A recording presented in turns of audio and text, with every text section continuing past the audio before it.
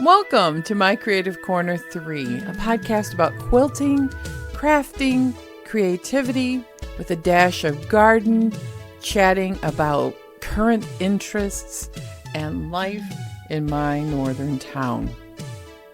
You can find show notes at mycreativecorner3.com. You can also find all of my social media, how to purchase a virtual cup of coffee, and all events on the website. Please feel free to stop by and leave a comment. I really appreciate everyone who listens. Thanks for stopping by. Welcome to the podcast.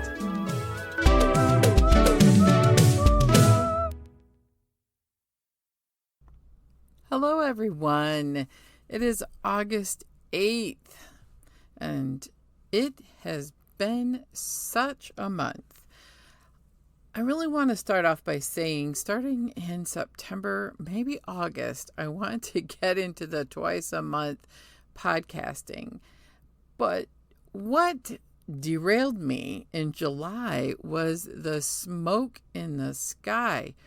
Wow, it was terrible. And yesterday and today seems to be the first days that we can see blue sky, clouds, and the weather quality is improving. It's not back into normal and green like we normally are, but man, it's really made me have some troubles with my asthma.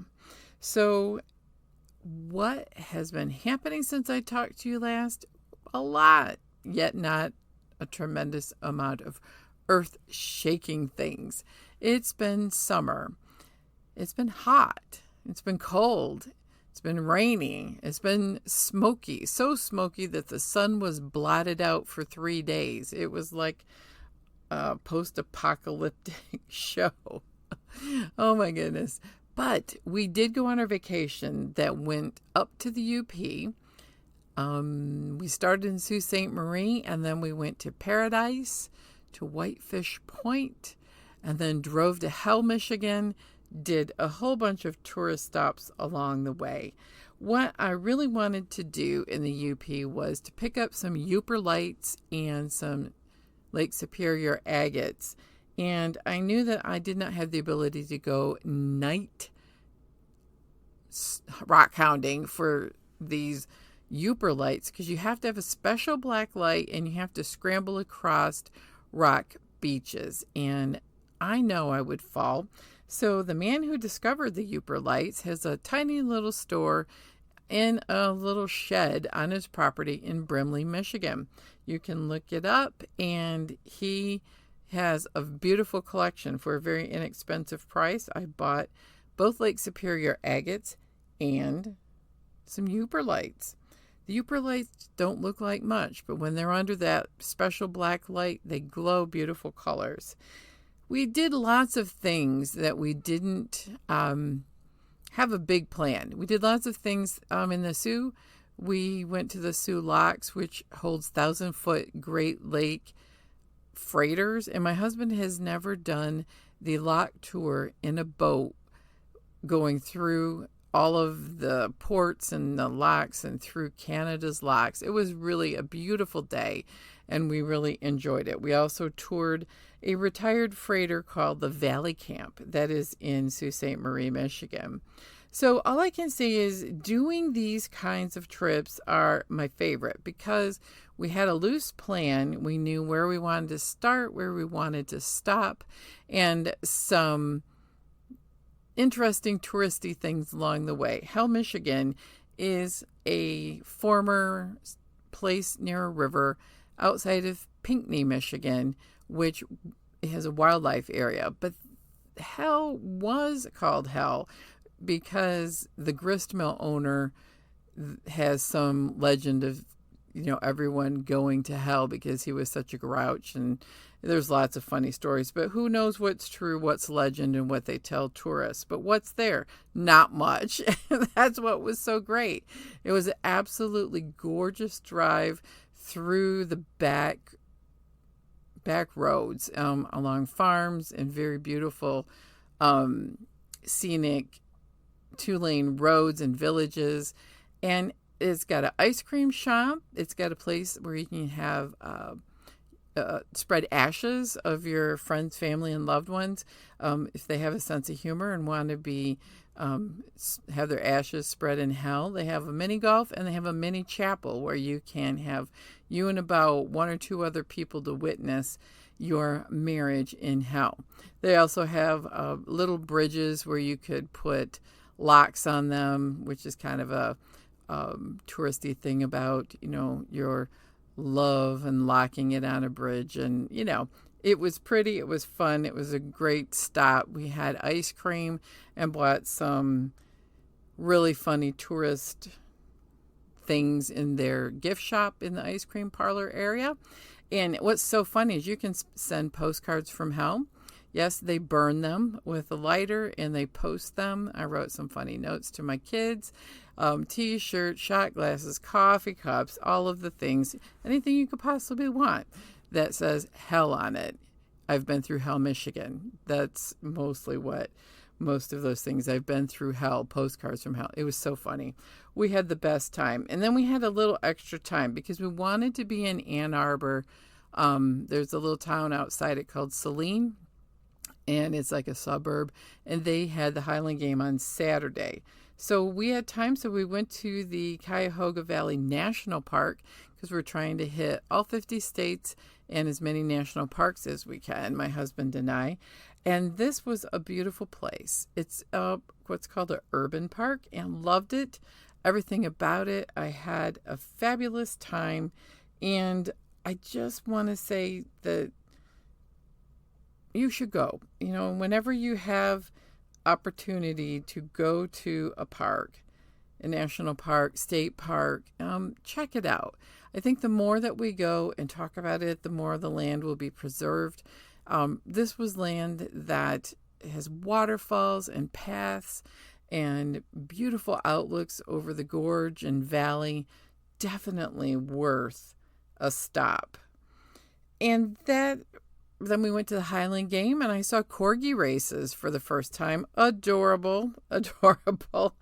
Then came home. So what have I been doing? Working. Oh, a lot of working.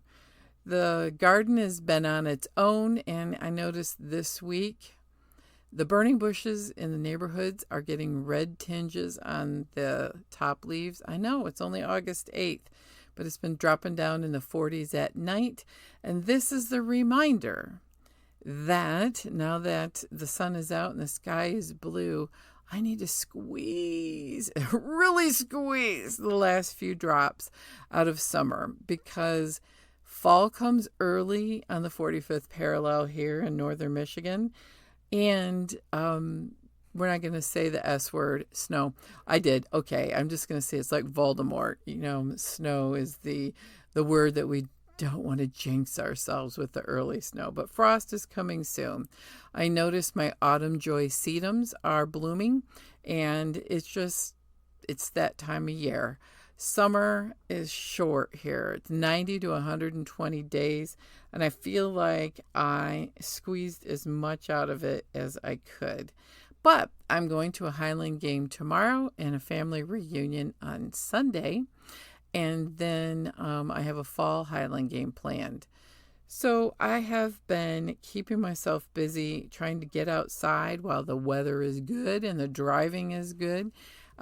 I don't like driving outside of my hometown much. I am not very good in the city. I don't have a lot of practice. So my husband's going to drive me and my parents, if they're up for it, to the Grand Rapids Quilt Week show. It's an AQS show. We're going to go on Saturday, and I think that's like the 23rd. An afternoon or about 4 hours there. I'll check out the show, look at a few vendors. I don't typically take classes down there because it's a big deal. Drive down there, find a place to stay, do a class or two. So I'm taking classes elsewhere. So let's talk about what I've been doing to keep my brain in a creative, inspired state. I've been taking goofy classes, some online, some in person. And I say goofy because they have nothing to do with anything except my desire to want to do it at least once. I've always wanted to make cold process lye based soap. So I took a class and I didn't have to handle all of the chemicals. Lye burns, and I am not very coordinated. I have a little bit of an issue with balance, and the teacher did all of the mixing. We did oil, olive oil, plain olive oil, but she infused it with dandelions from her garden. And there are rules about infusing oils so you don't get mold in them, meaning the flowers that you're infusing in the oil have to be bone dry. And then she strains it all out till it's clear. And we put them into molds. We talked about how soap works. It's a lot of chemistry. I remember taking a class. So it brought back a lot of that type of thing from this class I took previously. But it was great. I didn't have to handle the lye. I did touch my arm a little bit with a dabby dab of the soap while I was taking my gloves off, and it did, in fact, burn a little bit. But I didn't get a blister or anything because I washed it off real quick. So you have to let it sit in the silicone molds for a day before you can take it out because it's still what she calls cooking. The lye is still cooking, and it will be cooking for weeks. And you can't even start to use the soaps for 30 days after this particular recipe calls for all the oils. We use palm oil, coconut oil, kitchen grade, plain olive oil, lye, water, and fragrance. That's it. And it's a very rich soap because as a parting gift, I got a bar of soap from a previous class that I wasn't able to take earlier in the summer, cherry almond. So good, so soft for your skin. And I was thrilled because I want to take classes and do things that I would never do at home. Same with the last summer's making fused glass. Awesome to make in a studio. I've done marbling fabric. Awesome to do at a studio because who wants that mess? I don't want to invest in all of those materials and chemicals and paints and all that for a one-off or two-off type of project. So much easier to sign up for a class and then go for it. So I got talking with the studio owner. It's a pottery studio with mixed media classes.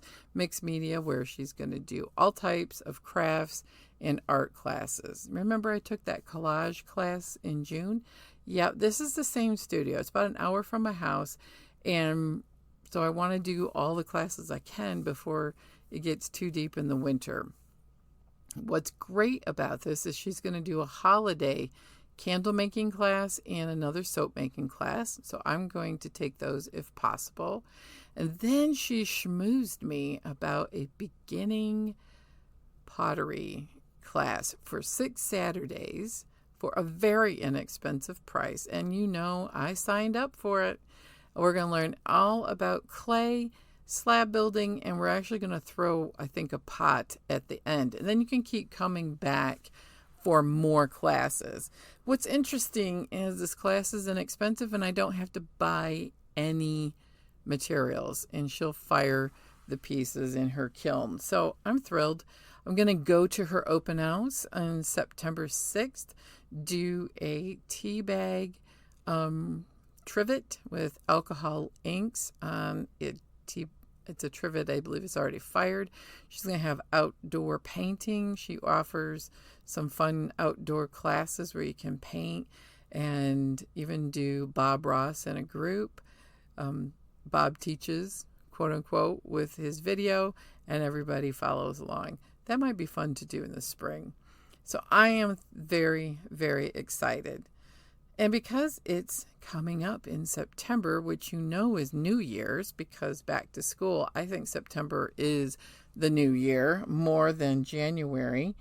Uh, Willow Wanders is offering a fodder challenge class. Now, you have to get on the early bird. It's 10 mini classes. No, it's 12 mini classes over 6 weeks. I believe it starts in October. And those classes I don't think are going to be up forever, but they're process classes to make mixed media collages. And I want to do this so bad, but I just get overwhelmed. In fact, I got really overwhelmed in her background class. So I'm hoping I don't get too overwhelmed. But I thought for $27, which is what I paid on the early bird pricing, if I walk away from this with 2 or 3 nuggets of information, I will feel like it will have been a success, because I get my stuff together, I look at the page, I know what I want to do, and then I just feel like I don't know what I'm doing, and I get just overwhelmed with it and put it away. I've tried a couple of different things, and they're all right. They're not great, and they look exactly the way hers do, which is why I like her stuff so much. But you can find her Willow Wanders, WILL Wanders, WANDERS, on Instagram and Facebook, because she has what's called Fodder School, which is a year-long advanced art type class with people who have a lot of art background, I think. And they make amazing art journals. So that's my whole goal one day, is to be able to do art journaling with watercolor and different papers. But I don't want to be like a hoarder of a million papers and ephemera, I think they call it, and paints and all that, because they all go bad. I'd rather just kind of like what I do with quilting. I have a stash, but I'm getting it down to where it's manageable. But I buy what I want for the project. I know that that's not really how art journals are done, but that's how I want to do it, because I don't want to have more garbage. Literally, like, she collects garbage, what I would consider trash, like old pieces of paper from packing and tissue paper and wrapping paper and stinky vintage ledger books. I mean, I know they're all beautiful and stuff, but no, I'm not going to get into it that deep. I just want to do like a little art journal. So while I was going through my YouTube feed, I also signed up for a class that starts the end of the month for a very inexpensive amount of money for Alisa, Alisa Burke.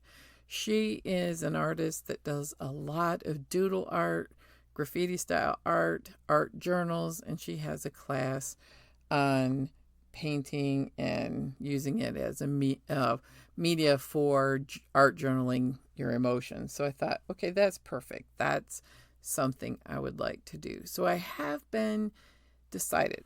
I've been taking a lot of classes that seem random, but I think it's a great way, if you have the time and the money, to explore something different than what you always do. I think that's how people get this feeling of being stuck in a rut.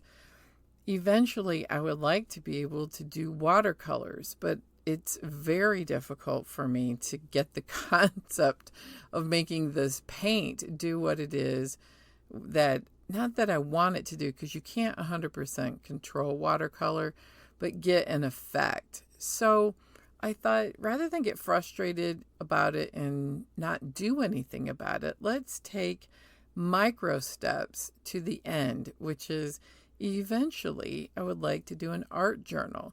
Eventually, I would like to be able to do maybe slab building in pottery. Not necessarily throw pots, because I don't know that my hands can do it.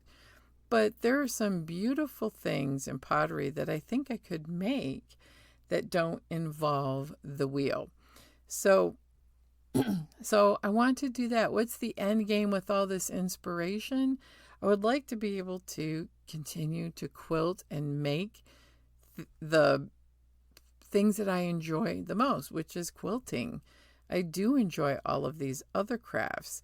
I'm probably even going to get my wire out and wrap bottles and my needle felting out this fall and make some more projects. I saw a local yarn shop, probably 30 miles from here, maybe 20.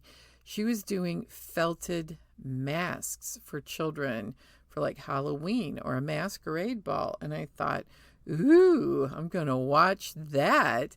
I'd love to go over there and take a class. Again, it was relatively inexpensive, and all of the materials were needed. I have some needle felting things here, but not everything. And it's always great to take a class, especially on something like needle felting, where I am self-taught. Quilting, I am self-taught. I am watching the local quilt shop too to sign up for classes that would be something new to me. The ultimate goal with all of this is, I think, there are steps to making little fabric books with slow stitching and maybe some orphan blocks. Some might be big, the size of a block. Some may be small. I just think that would be a fun way to make stories and storybooks, but you have to be inspired, because when you just start throwing things together, it turns out to be a muddy mess. So that's why I'm taking all of these classes. And number one, I'm still working. I haven't retired yet, probably in a couple years. And I thought, the thing about when you have time, you don't always have the cash flow and money. But while I'm working, I might as well take the classes and try all of these things, because I do have a tiny bit of disposable income now, which may evaporate once I retire. I know there's still going to be some to do classes and things like quilting and hobbies, but it's not going to be like, oh yeah, I'll just plop down this big amount of money for the materials and the class cost. Because some of these classes, if you go out even online or to other studios, they're hundreds of dollars a class and materials. And yeah, I'm not doing that. I still have enough, I want to figure it out in me where, I don't want to be 100% spoon-fed on certain things all the time. But I can tell you right now, in all the classes that I've taken, will I become a prolific soap maker? No, because I don't want to deal with the fumes, because it did make me cough and have a little bit of irritation in my lungs, and the burning of the lye. Not going to do that. I loved a marbling class I took a while ago.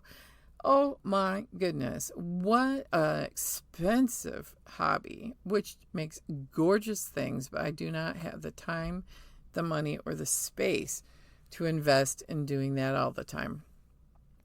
And same with needle felting. I like to dabble in it, but I don't know that I'm going to have a massive wool collection. What I like about needle felting is you can buy exactly what you need in a small amount. So it's fun to do things from time to time, or maybe use that in some of these fabric books that I keep dreaming about making.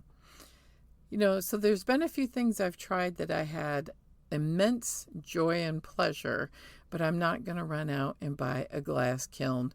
And I can tell you a pottery kiln will not be on my thing either. But both of those studios are within an hour of my house, and I would love taking classes from them from time to time. Keep watching the Glass Studio as her classes come up. So far, I haven't seen anything new that I would like to take. She's offering a lot of the same classes that I have already taken. So with all of that, I've had a couple of weekends at home, and I am so excited to tell you about what I have been able to finish. Can I have a drum roll, please? Okay, I'm being silly, but I'm excited. I have finished 3 projects over the last couple of weekends and after work that I have been working on for some time. First one is granny squares. I've been crocheting granny squares off and on for several months using Lori Holt's chunky thread, which is 100% cotton. Love crocheting with it. It is expensive. And I made, with the collection I had and an additional purchase of a couple of skeins, what I call shelf runner with these granny squares. I love having color in my house. My walls are neutral and I have a black entertainment system.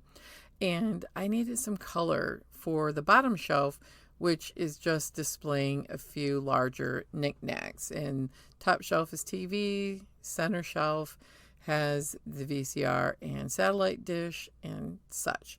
So I needed some more color over on that shelf, and it's perfect in color, not in construction. Because even though I blocked them, I went and bought a blocking board for granny squares in square yarn projects. My end rippled a little bit. And if I were to put another border on, it would really ripple. It wouldn't straighten out. And I'm not blocking the entire thing on a board, but I did try steam blocking it flat, and it didn't work. So that's okay. It looks good. Maybe it'll flatten out over time, or maybe in a little bit I'll flip it around and then maybe the side I have facing the back, it flattened out a little bit more. But it's not the point. It doesn't have to be perfect. I love crocheting granny squares because it's incredibly meditative. And I like doing block by block projects because you can pick it up and put it down. I even have a bag of chunky granny squares that I've been messing around with for a couple years. I thought I was going to make a cardigan with them, but I don't like how they turned out for clothing. So I'm going to make something else. What is it? I don't know. I'm going to figure that out as we go along. But it's the process of making it and being relaxed and having my hands busy. I am done with that, and I am incredibly grateful with how it turned out, even though I am not the best crocheter and it is not perfect or flat. The next project that I finished, the whole top, is the Family Favorites Quilt Along that I've been doing, the Brightly Sampler. That is a book by Sherry and Chelsea, and it is called the Family Favorites Quilt. This book, I just noticed today, is on sale at Fat Quarter Shop. I love their patterns. I love their new fabric lines. They're just gorgeous. And the blocks are not complicated. It's just very clever with their design in making these quilts come together and look spectacular. So I did the Brightly Sampler, was the quilt along, and I used not their fabric because it was all sold out, but I did Feed My Soul. I love the title because I've been doing that all year, and it's a Sandy Gervais design, and she is a great quilt fabric designer. So I finished that top. I love this quilt. This one was definitely for me. I'm definitely keeping it, and it is going to be used. It has a white background, but I don't mind. I love, love, love this quilt. And the third thing I finished, you're not going to believe it, I long-armed one of my quilt tops. I did a Lori Holt crisscross star with a bright yellow background, and it's 100% scrappy with bright colors and orange and blue border. I had just enough yellow long arm thread to do a simple stipple with spirals in the stars and swirls and a Greek key in the outside borders. I now have a little stack of quilts to bind, which is going to be, I keep saying this every winter, and I haven't been able to do much about that, but one or two. But I swear, I'm not starting any more massive projects until I get these quilts bound. Right, as I start another couple I'll tell you about. And I have finished one journal layout. So that's four things. I guess I can't count. The journal layout was theming echoes. In the art journal page, I used the Sharpie acrylic paint pens and did a swirl echo like I would in quilting. And then I took a little tiny landscape that I slow stitched in a Zen stitching class, workshops this summer. And I glued that to the page next to it. So echoing spirals, some of my favorites, and they do make pretty striking pieces. And what's interesting is it is so simple. It is so simple. Echoing circles or spirals are some of my favorite, and they're really old themes. So I think they can represent a lot, and I think it's pretty cool to use some of these old shapes that have been around since the dawn of time, because it just feels like you're connecting to history. So those are the things I have finished. Woohoo! I'm so excited. I feel like I'm making progress. That's the thing, is when you have everything in this assembly stages and you're working on it, but nothing finishing, it just feels like you're getting bogged down. And then I want to start something else, which I do occasionally. But it was so midsummer, I was like, I keep working on these projects and I'm not making any finishes. And I have to have the dopamine hit in my brain of a finish every once in a while, or I get really, really bogged down. Okay, let's talk about the dopamine hit of starting. So I used to be 100% finisher of everything I started, start to finish. That's how I did it. Now that I'm older, I need a few options as I go along, and I work on things much slower. And post-COVID, I don't get as overwhelmed with multiple projects, but I do get overwhelmed more than I did prior to having COVID. I decided of the 3 challenges that were offered for the Quilt Guild to do one. And I will show you the progress of the panel challenge, is what I started, which the All Michigan Shop Hop had a panel, which was kind of hard to get, I understand. It's a Michigan panel. It's got the state of Michigan, and it's got some beautiful fussy cut themes, but I didn't like the overall composition. So our challenge is do something with the panel.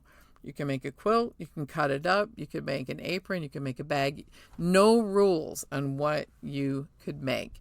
So I cut out the fussy cuts of the themed pictures printed in the fabric, and I am working on kind of a round robin style wall hanging, because it's going to hang at the library in the spring. And I feel like in the layout process, I am probably about 60% done. I cut out a center. I have a center panel to embroider with a robin on it that says Michigan, but it's not bright enough. I needed something really bright. So I picked something on this panel, which was incredibly large, and I still have parts that I could cut and use as I need. And I have some Petoskey stone fabric that I bought several years ago, and I'm going to use it in this quilt. So I picked a sailboat for the center, and then I'm going to square it up with Petoskey stones. They represent the beaches. And then I did a square and a square with a fussy cut in the middle using the It's So Emma foundation paper pads that I purchased for the Brightly sampler. I have plenty of those left over.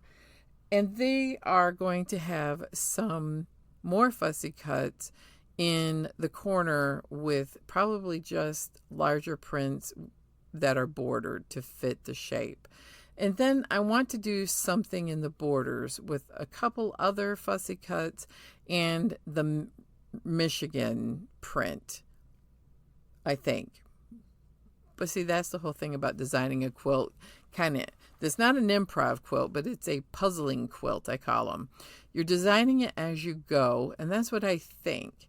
I bought a charm pack at Missouri Star last fall when I stopped at their store, and it fits the water theme perfectly. And that's really kind of what my whole theme is mostly. Michigan's a Great Lakes state, so a lot of blues for water and things that are Michigan, the state bird, the state stone, the state flower, and things that are that people classically think of when they think of Michigan. So I still have some time to think about it, but that's a project that I'm working on. I'm still working on I'm wrapping up the 4th block of a Colorworks knit block blanket. That is not easy to say, and it's called Piece by Piece. And I want to give you her Etsy shop because she changed the name. I'm using cotton, and I didn't go with the Lori Holt chunky thread because it's not worsted weight. I did buy Lion Brand 24/7 cotton, and it's beautiful. So it's Piece by Piece blanket pattern, PEACE by Piece, PIECE. And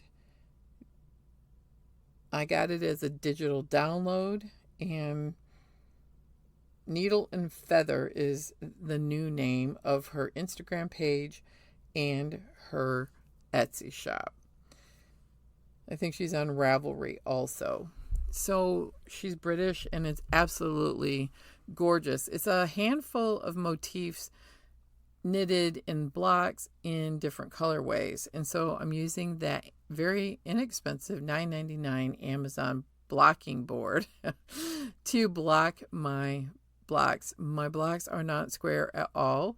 They're lumpy, a little frumpy, a little wavy on the sides, but you know what? I'm having an incredible amount of fun, and I'm hoping when I crochet them together that it will even all out in the end. And if it doesn't, I don't care, because it's been an incredible amount of fun knitting these. I'm very slow at it, so it's going to take me years to get a blanket of any size. And we'll see how far this yarn goes, because it's not cheap either, and it's not an expensive yarn. So overall, that I'm working on those things and my art journal page.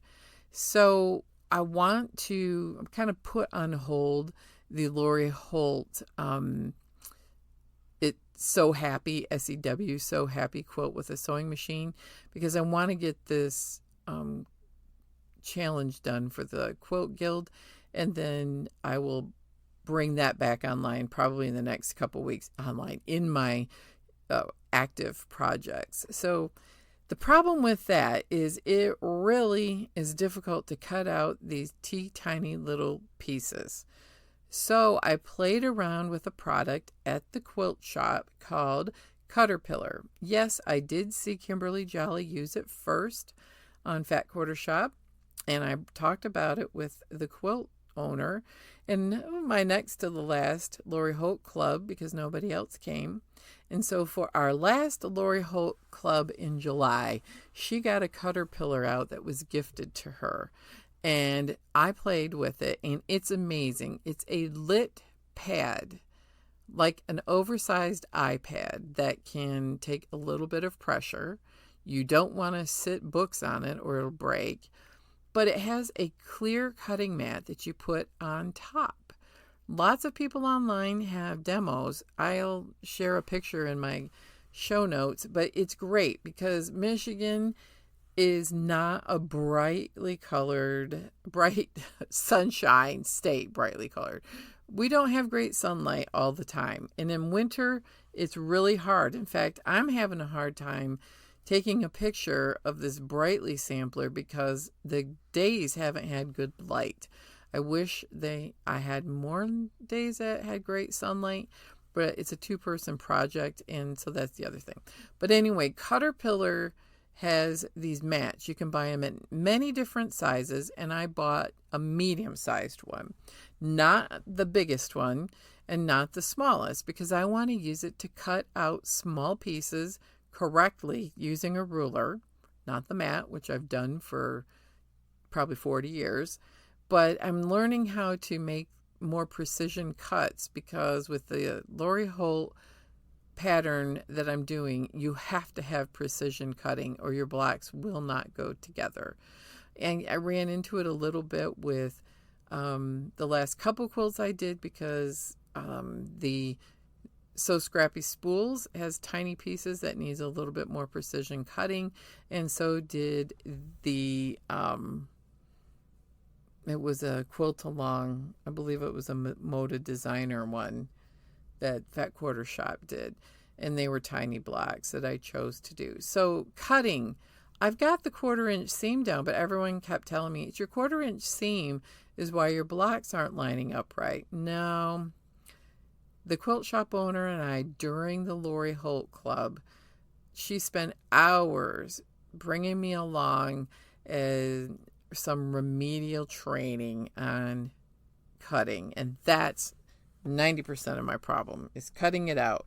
If I could cut everything out on a Cricut or a AccuQuilt or something like that, I would, but they're not really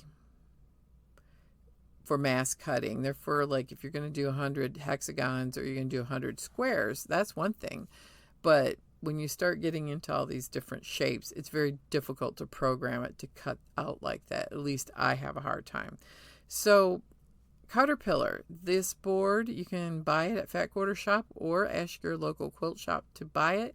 It's expensive, but it's great on my aging eyes, shall we call them. I can't see in the dark like I used to. I need bifocals that are pretty strong, and I would say investing in things at my quality of life are great, and one of these is a lit Caterpillar. The other thing you can do is put, it's a great light box. It's expensive for a light box, but I'm going to do that to trace another thing that I really, really, really am excited to talk about as a new project. I am previewing a book that just became available called The Unofficial Bridgerton Embroidery. I love cross stitch, but I do love a good embroidery, and I'm working on a gallery wall in my house, and I need a few more hoops to hang up on this hoop gallery wall. This is a elegant, I'm going to read you the little pocket or description of the book. Create an elegant Regency-inspired embroidery project with the unofficial Bridgerton embroidery, bringing the opulence of your favorite Netflix drama into your stitching. Now, I never watched Bridgerton. I'm not a massive soap opera type of person. My daughter loves Bridgerton, and she just thought this book, when I showed her some of the pictures, were great. It has step-by-step tutorials, but it has all of these beautiful motifs that are inspired by the show. It's got a carriage, it kind of looks like a Cinderella carriage, their house, a masquerade mask, a cake, a swing, lots of flowers, but my favorite are the bees. She has a beehive hanging from a branch and a beautiful Regency-inspired motif with bees and flowers. So definitely going to make those. I'm going to start with something a little simpler than that bees and flowers, because it has woven roses on it. So I think I'm going to start with probably a floral design, because there's a couple that I really like, just to kind of get practiced in the embroidery stitches, and then I'm going to do both of the bee themed. So those are beautiful. I will talk about this more. They're 4-inch embroidery hoops, so they're not massively large embroideries, and they look fabulous. So I'm going to see how the threads I have on hand, which are DMC and Cosmo, how they work together with the color palette that she has suggested. But a beautiful book. It's not a terrible price. You can buy it on Amazon. And I absolutely love the book, the colors, the photography. And I'm going to use a linen look fabric that I used when I'm shortening these curtains that I got, which works perfect.